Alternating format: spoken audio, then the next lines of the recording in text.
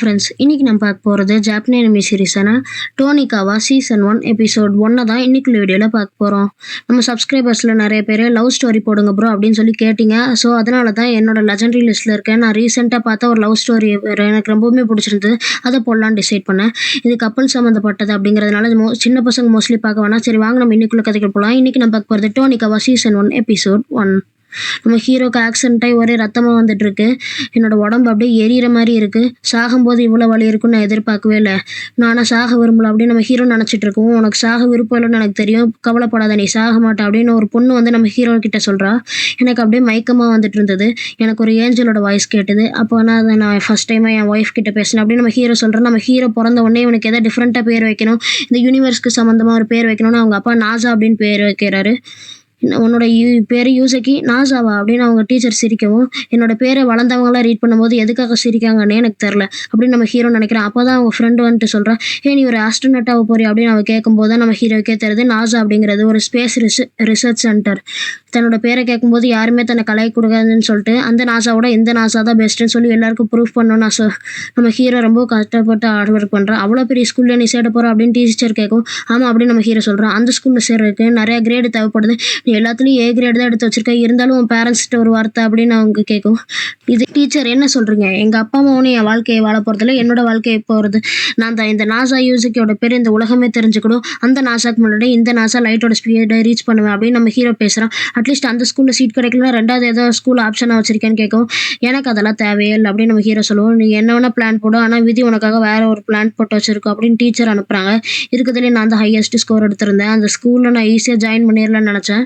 ஆனால் அப்போ தான் விதி எனக்காக விரிச்சு வச்சிருந்த வலையில நான் மாட்டிக்கிட்டேன். அந்த பொண்ணு ரொம்ப க்யூட்டாக அழகாக இருக்கா, இவளை நான் மிஸ் பண்ண விரும்பலை, நான் இப்போயே அவகிட்ட போயிட்டு பேசணும் அப்படின்னு நம்ம ஹீரோ அவகிட்ட போயிட்டு ஹலோ எஸ்கியூஸ் மீ அப்படின்னு அவகிட்ட பேசலாம் அப்படின்னு போனேன். ஆனால் கவனமாக இல்லாததுனால நான் இப்போ சாகிற கண்டிஷனில் இருக்கேன். நான் இப்படி இந்த இடத்துல சாக விரும்பலை அப்படின்னு நம்ம ஹீரோ நினச்சிட்டு இருக்கும்போது அந்த பொண்ணு அங்கே வரா. ஆமாம், அவளுக்கு எதுக்காக ரத்தமாக வந்துட்டு இருக்கு அப்படின்னு நம்ம ஹீரோ யோசிக்கும். நீ சாக மாட்டா அப்படின்னு அந்த பொண்ணு சொல்கிறா. இவருக்கு ரொம்பவும் அடிபட்டிருக்கு, சீக்கிரம் ஆம்புலன்ஸ்க்கு கால் பண்ணுங்க அப்படின்னு அந்த டிரைவர் கிட்ட சொல்லும். ஆனால் நீ தான் என்னை காப்பாற்றினா, உனக்கு அடிபட்டிருக்கு தானே அப்படின்னு அந்த டிரைவர் கேட்குறாரு. என்னை காப்பாற்ற ட்ரை பண்ணி தான் உங்களுக்கு ரத்தம் வருதா அப்படின்னு நம்ம ஹீரோ எதை பேச போவோம். நீ இப்போ ஸ்ட்ரெயின் பண்ணி பேசுகிற கண்டிஷனில் இல்லை அப்படின்னு நம்ம ஹீரோயின் அங்கேருந்து கிளம்புறா.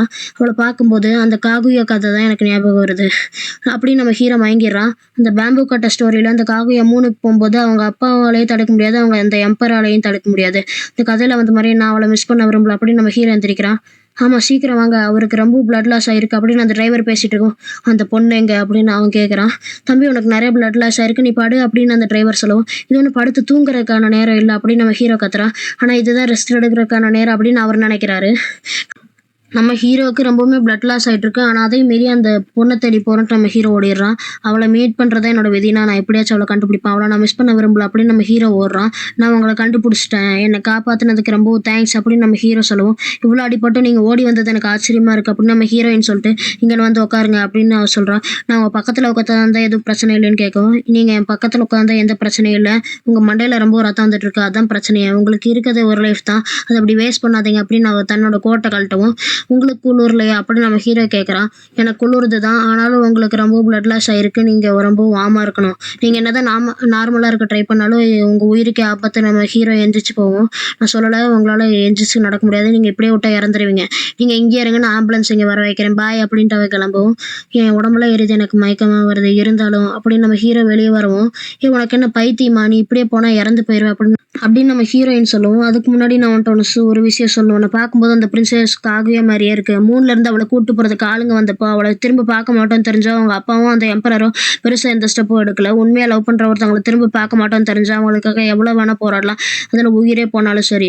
நான் உன்னை லவ் பண்ணுறேன், உன்னை இப்போ தான் மீட் பண்ணியிருக்கேன், எனக்கு உன்னோட பேர் கூட தெரியாது, ஆனாலும் நான் உன்னை லவ் பண்ணுறேன் அப்படின்னு நம்ம ஹீரோ சொல்லுவோம். நம்ம ஹீரோயின் அங்கேருந்து அமைதியாக கிளம்பிட்டு நீ என் கூட இருக்கணும்னு ஆசைப்பட்டேன்னா என்னை மேரேஜ் பண்ணிக்கோ அப்படின்னு நம்ம கண்டிப்பாக அப்படின்னு நம்ம ஹீரோ சொல்லிட்டு அப்படியே மயங்கி விழுந்துடுறான். நம்ம ஹீரோ ஒரு வழியாக கண் முழிக்கிறான், ஹாஸ்பிட்டலில் இருக்கான், அவன் ஒரு வழியாக பொழைச்சிட்டான். ஆனால் அந்த அந்த பொண்ணை பற்றி அவனுக்கு எந்த டீட்டெயிலுமே தெரில.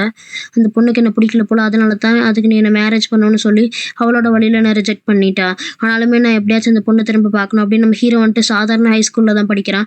அவனுக்கு நிறைய திறமை இருந்தும் கூட அந்த பொண்ணை திரும்ப பார்க்க மாட்டானான்னு சொல்லி ஒரு சாதாரண டிபார்ட்மெண்டல் ஸ்டோரில் போயிட்டு வேலை செய்கிறான். நம்ம ஹீரோ ஒழுங்காக தூங்குறதில்ல, சாப்பிட்றதில்லன்னு அவங்க அப்பா அம்மா வருத்தப்படக்கூடாது. நம்ம ஹீரோ இப்போ தனியாக ஒரு அப்பார்ட்மெண்ட்டில் தான் வாழ்ந்துட்டு இருக்கான். இன்றைக்கி எனக்கு 18 வயசு ஆகுது. ஆனால் இன்னும் என்னால் அந்த பொண்ணை மீட் பண்ண முடியல. நம்ம ஹீரோ வருத்தப்படவும் பார்த்தா அந்த பொண்ணு நம்ம ஹீரோ இருக்க இடத்துக்கு தேடி வந்திருக்கா. என்னோட பேர் சுகாசா, நான் உள்ளே வரலாமா அப்படின்னு நான் கேட்குறேன். நான் மீட் பண்ண அதே பொண்ணு தான். நான் அப்போ பார்த்ததை விட இப்போ இவ ரொம்ப க்யூட்டாக இருக்கா அப்படின்னு நம்ம ஹீரோ நினைக்கிறேன். நான் அவளை லவ் பண்ணுறேன்னு சொல்லியிருந்தா கூட எனக்கு அவளை முன்ன பின்ன தெரியாது. அது போக ஃபஸ்ட் டைம் என்னோட அப்பார்ட்மெண்ட்குள்ளே ஒரு பொண்ணு வந்திருக்கா அப்படின்னு நம்ம ஹீரோ நினைக்கிறான். சாரி, இப்போதைக்கு காஃபி மட்டும்தான் இருக்குன்னு நம்ம ஹீரோ சொல்லுவோம். பரவாயில்ல அப்படின்னு அவள் குடிச்சிட்டு இருக்கா. இவளோட க்யூட்னஸை பார்த்துக்கிட்டே நம்ம ஹீரோ காஃபி கீழே ஊற்றிட்டு இருக்கான். ஓ சாரி, மன்னிச்சிருங்க. ஆமாம், எதுக்காக இங்கே வந்திருக்கீங்கன்னு கேட்கும். இது நம்ம மேரேஜ் லைசன்ஸ் அப்படின்னு சொல்லி, என்னது அப்படின்னு நம்ம ஹீரோ கத்துறான். இந்த மேரேஜ் பண்ணுறதுக்கு நீங்கள் கூட ஓகேன்னு சொன்னீங்களா அப்படின்னு அவள் கேட்கவும், ஆமாம் அது வந்து சொன்னேன் அப்படின்னு நம்ம தயங்கவும், சரி உங்களுக்கு விருப்பம் இல்லைன்னா விடுங்க அப்படின்னு அவன் அந்த லெட்டர் எடுக்கவும், விருப்பம் இல்லைன்னு யார் சொன்னா, நீ சடனாக கேட்டதுனால நான் கொஞ்சம் தயங்கினேன், அவ்வளோதான். எனக்கு ஒன்றை தான் ரொம்ப பிடிக்கும், இன்னும் நான் ஒன்றை தான் லவ் பண்ணிட்டு இருக்கேன். அச்சோ ரொம்பவும் கத்திட்டணும் அப்படின்னு நம்ம ஹீரோ நினச்சிட்டு, ஆமாம் இதில் சாஸ்தி கையெழுத்துன்னு ஏதோ இருக்கேன்னு நம்ம ஹீரோ கேட்கவும், எவிடன்ஸ்க்கு ஒரு 4 பேரை கையெழுத்து போடணும், அதை நம்மளே கூட போட்டுக்கலாம், உங்ககிட்ட ஆதார் கார்டு ரேஷன் கார்டு இருக்கான்னு கேட்கவும், இருக்குது அப்படின்னு நம்ம சொல்லிட்டு, ஆனால் இந்த மாதிரி ஸ்கேம் பண்ணுறதெல்லாம் தப்பு இல்லை அப்படின்னு நம்ம ஹீரோனை பார்த்துட்டு அவள் சிரிக்கும். இந்த மாதிரி பண்ணுற பொண்ணுக்காக ஸ்கேம் பண்ணல அப்படின்னு நம்ம ஹீரோ அதை ஜாலியாக ஃபில்அப் பண்ணி கொடுக்குறான். நம்ம ஹீரோட பேர் யூசக்கிங்கிறத பாட்டு. இப்போ கல்யாணத்துக்கு பேர் சுகாசா யூசக்கி, எனக்கு இந்த பேர் பிடிச்சிருக்கு அப்படின்னு அவள் சொல்கிறான். என்னோட பேர் எப்போவுமே சரியாக தான் இருக்கும், நான் என்ன தான் சின்ன சின்ன தப்பு பண்ணாலும் நீங்கள் நல்லபடியாக பார்த்துப்பீங்கன்னு நினைக்கிறேன் அப்படின்னு அவள் சொல்லுவோம். கண்டிப்பாக அப்படின்னு நம்ம ஹீரோ சொல்லுவோம். அப்போ சரி வாங்க நம்ம கிளம்பலாம் அப்படின்னு சொல்லுவோம். மிட் நைட்டில் நம்ம எங்கே போகிறோம் அப்படின்னு அவன் கேட்கும். ரெஜிஸ்டர் ஆஃபீஸ்க்கு தான் அப்படின்னு அவள் கூட்டிகிட்டு போகிறான். இந்த நேரத்துக்கு ரெஜிஸ்டர் ஆஃபீஸ் திறத்துருக்குமா என்ன அப்படின்னு நம்ம ஹீரோ கேட்கும். இங்கே 24 hour சர்வீஸ் உண்டு, இங்கே செலிபிரிட்டிஸ் எல்லாம் நைட்டு தான் வந்து மேரேஜ் பண்ணுவாங்க, அதனால அங்கே திறந்தா இருக்கும்னு அவள் சொல்கிறான். சுகாசா யூசக்கி, என்னோட இந்த புது பேர் நல்லா தான் இருக்குல்ல அப்படின்னு கேட்கும்.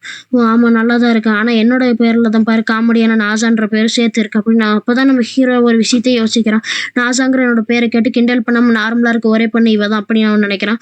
உனக்கு ஒன்று தெரியுமா, நாசாவை கிரியேட் பண்ணப்போ அது சோவியத் கூட சண்டை போடுறதுக்காக தான் உருவாக்குனாங்க. ஸ்பேஸ்க்கு போகிறது அவ்வளோ ஈஸியான விஷயம் இல்லை, ஆனால் யாருமே பண்ண முடியாததை நாசா தான் ஃபஸ்ட் டைமாக சாதிச்சு காட்டினாங்க.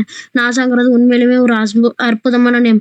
என்னோட லைஃப்பில் இத்தனை வருஷமாக இந்த பேர் வச்சதுக்கு நான் வருத்தப்பட்டுட்டு இருந்தேன், அது தப்புன்னு இப்போ தான் எனக்கு புரியுது நம்ம ஹீரோ நினைக்கிறான். உனக்கு 16 வயசு தான் ஆகுது, நீ மைனர், உங்கள் அப்பா அம்மாட்டிருந்து பர்மிஷன் லெட்டர் இருக்கான்னு கேட்கும்.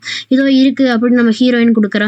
ஓ அப்படின்னா ஓகே தம்பி, நீ உண்மையிலுமே கொடுத்து வச்சவன், உனக்கு க்யூட்டான ஒரு ஒய்ஃப் கிடச்சிருக்கா அப்படின்னு அவர் சொல்கிறாரு. உடனே நம்ம ஹீரோ வைக்கப்படுறான்.